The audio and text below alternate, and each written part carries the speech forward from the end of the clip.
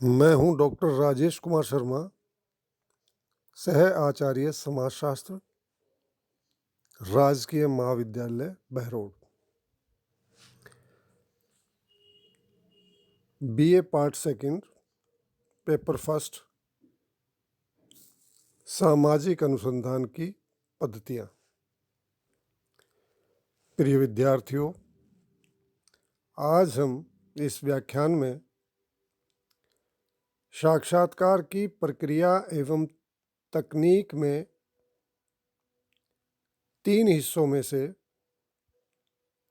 पहला पार्ट साक्षात्कार की प्रारंभिक तैयारी पर चर्चा करेंगे। आशा है आप सभी लोग ध्यानपूर्वक इस व्याख्यान को सुनेंगे।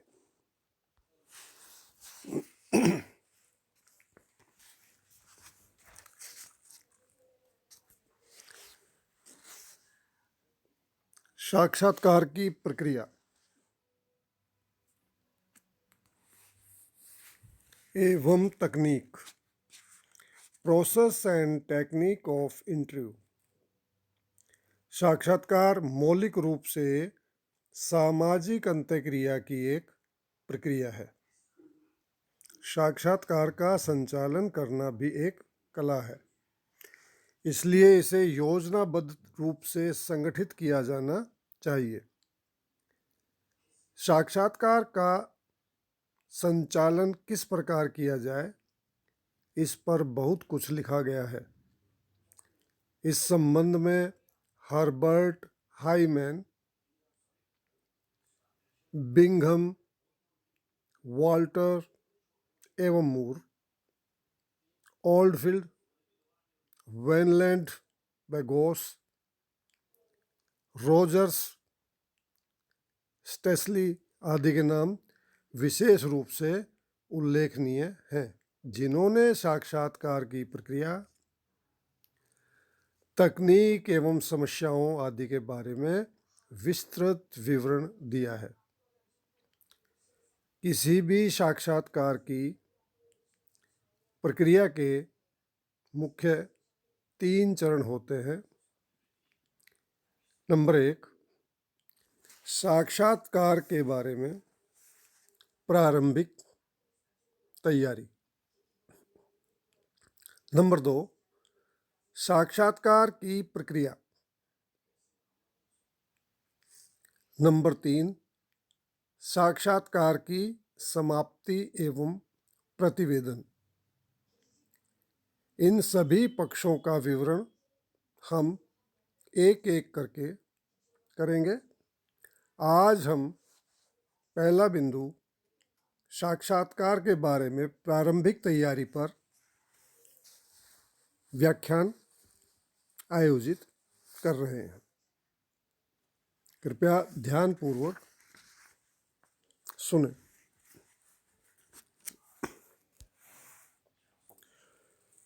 साक्षात्कार की प्रारंभिक तैयारी, प्रिलिमिनरी प्रिपरेशन ऑफ इंटरव्यू।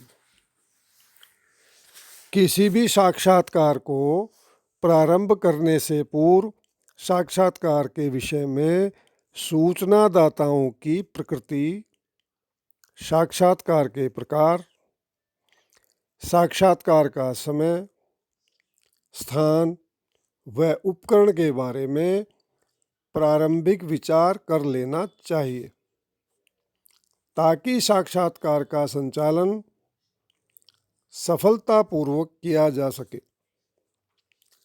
साक्षात्कार के प्रारंभिक चिंतन अथवा तैयारी में निम्न बातों को सम्मिलित किया जाता है। नंबर 1, समस्या की पूर्ण जानकारी, full knowledge of the problem. Topic भी हो सकता है, कोई भी समाजशास्त्रीय विषय हो सकता है, समस्या भी हो सकती है। साक्षात्कार का आयोजन करने वाले व्यक्ति के लिए यह आवश्यक है कि उसे समस्या के बारे में पूर्ण जानकारी हो, क्योंकि साक्षात्कार के दौरान जब सूचनादाता साक्षात्कारकर्ता से अनेक प्रकार के प्रश्न करता है अथवा वाद विवाद करता है तो उसे प्रश्नों का संतोषजनक उत्तर एवं स्पष्टीकरण देना पड़ता है। विषय के ज्ञान के अभाव में साक्षात्कारकर्ता को लज्जित होना पड़ सकता है और ऐसी स्थिति में अनुसंधान की सफलता भी संदिग्ध हो जाती है। अतः यह आवश्यक है कि साक्षात्कारकर्ता को विषय के बारे में पूर्ण जानकारी हो जिसे वह सूचनादाता के समक्ष स्पष्ट कर सके।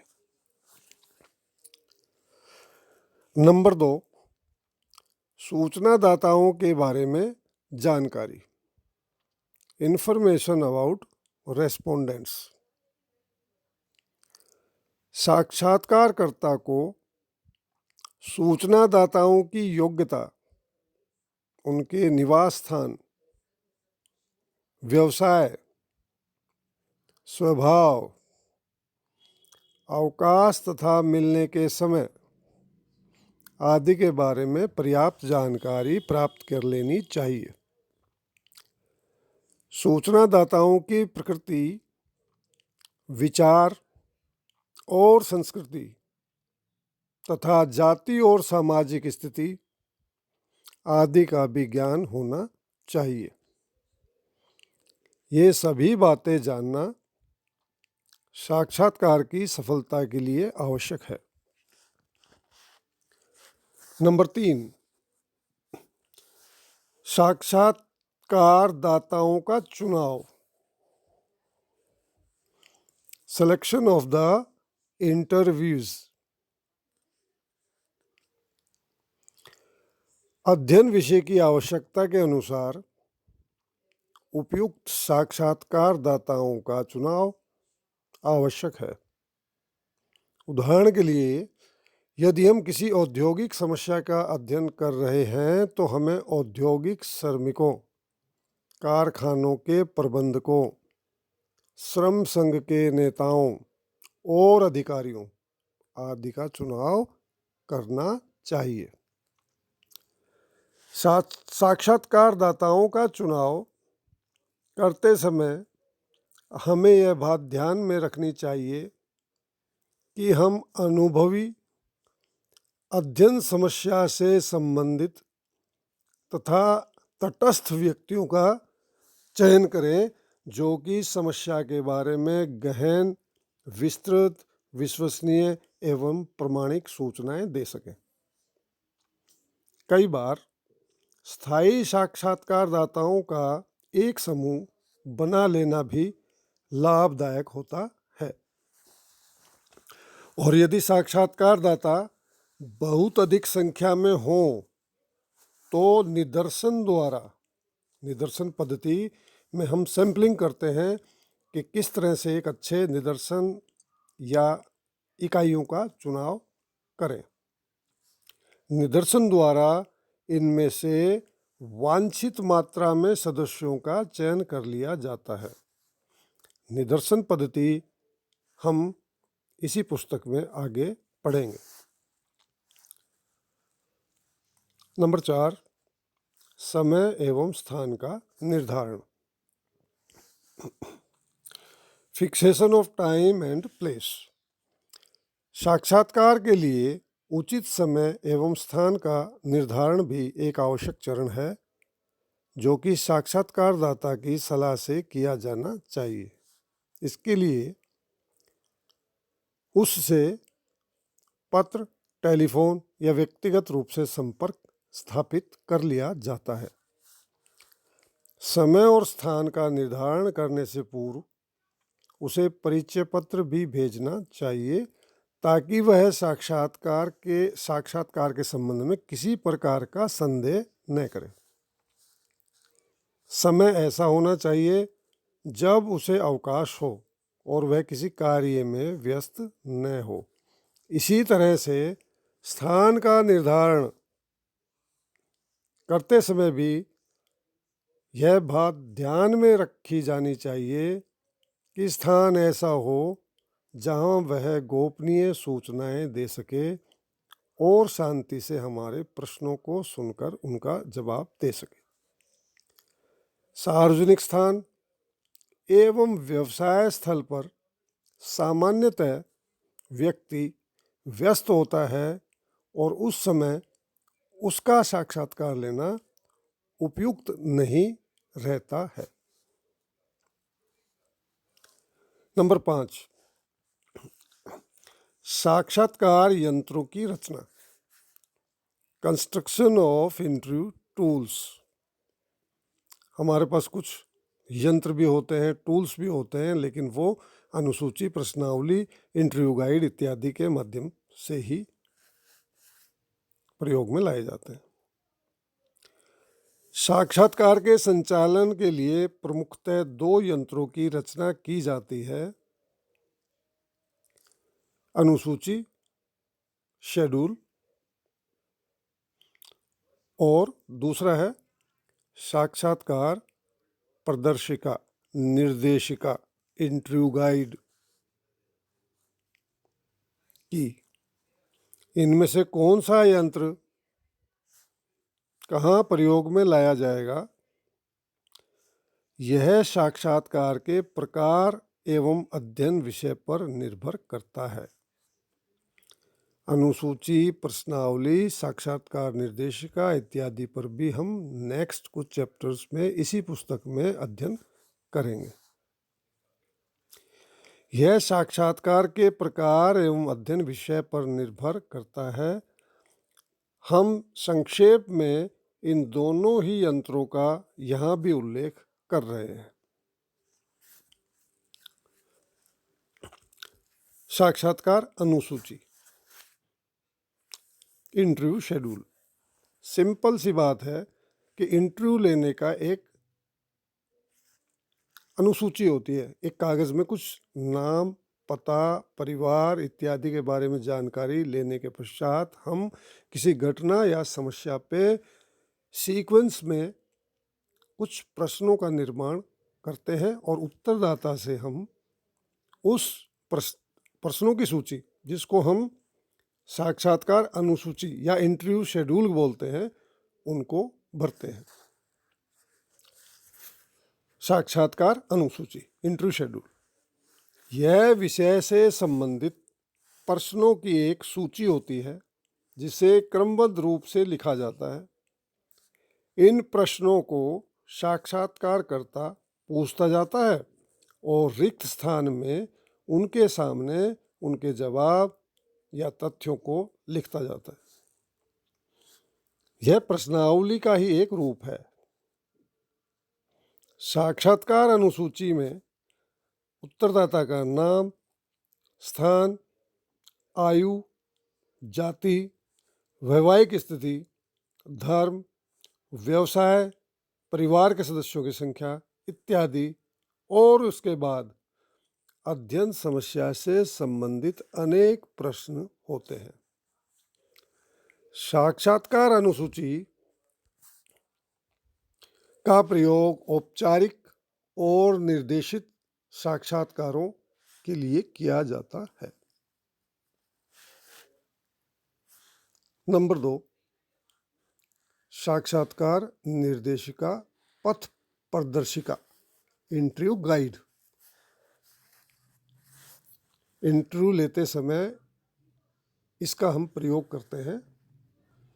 इसमें साक्षात्कार अनुसूची के तरह ज़्यादा प्रश्न न होकर छोटे और विशेष तरह के प्रश्न होते हैं जो खुले प्रश्न की तरह होते हैं कि उत्तरदाता को ज़्यादा से ज़्यादा जवाब देने का मौका मिले और अनुसंधानकर्ता उन्हें सुनता रहता है।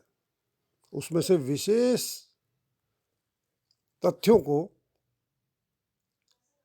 संकलित भी करता रहता है, लेकिन प्रक्रिया के दौरान सिर्फ आमने सामने बैठ के प्रश्न और उत्तर चलते रहते हैं। इंटरव्यू गाइड, साक्षात्कार निर्देशिका, पथ प्रदर्शिका। साक्षात्कार निर्देशिका एक लिखित प्रपत्र होता है जिसमें समस्या के विभिन्न पक्षों का विवरण होता है। गुड एंड हैट ने इसे स्पष्ट करते हुए लिखा है, साक्षात्कार पथ प्रदर्शिका ऐसे शोध प्रसंगों अथवा विषयों की एक सूची होती है जिसमें साक्षात्कारकर्ता को प्रश्न पूछने के लिए प्रश्नों के क्रम, भाषा तथा तरीके की पूर्ण स्वतंत्रता होती है। अनिर्दिष्ट और अनौपचारिक साक्षात्कार में इसका प्रयोग प्रमुख रूप से किया जाता है। साक्षात्कार पथ प्रदर्शिका में समस्या के विभिन्न पहलुओं की रूपरेखा निहित होती है। इसमें साक्षात्कार की पूर्ण योजना का विवरण होता है। पूछने योग्य महत्वपूर्ण प्रश्नों की सूची तथा साक्षात्कार की प्रक्रिया के बारे में आवश्यक सावधानियां एवं निर्देशों का उल्लेख होता है। साक्षात्कार पथ प्रदर्शिका की रचना करते समय यह ध्यान रहे कि यह नियंत्रक सिद्ध न हो, वरन केवल मार्गदर्शक हो। साक्षात्कार पथ प्रदर्शिका के निम्नलिखित लाभ हैं। नंबर 1, इससे अध्ययन में एक रूपता आती है। नंबर 2, यह अध्ययन के प्रधान तत्वों की ओर ध्यान आकर्षित करती है, मोटे मोटे विशेष मुद्दों पर। नंबर 3, यह विभिन्न साक्षात्कारों द्वारा तुलनात्मक तथ्यों की प्राप्ति में सहायक है। नंबर 4, साक्षात्कारकर्ता की स्मरण शक्ति पर अनावश्यक भरोसा नहीं करना पड़ता है। नंबर 5, इससे अध्ययन में क्रमबद्धता आती है। नंबर 6, निर्मित उपकल्पना के आधार पर आवश्यक सामग्री का संग्रहण किया जाता है। नंबर 7, विशिष्ट प्रकार के ठोस तथ्यों का संग्रहण किया जाता है। प्रिय विद्यार्थियों, आज का ये व्याख्यान अब यहीं पर समाप्त होता है। इससे संबंधित कंटेंट्स, मैटर आपको अपने व्हाट्सएप ग्रुप पर भी उपलब्ध होंगे। इनका अध्ययन करते रहें और इस संबंध में किसी तरह की कोई क्वेरी हो, प्रश्न हो तो उन्हें आप रख सकते हैं। धन्यवाद।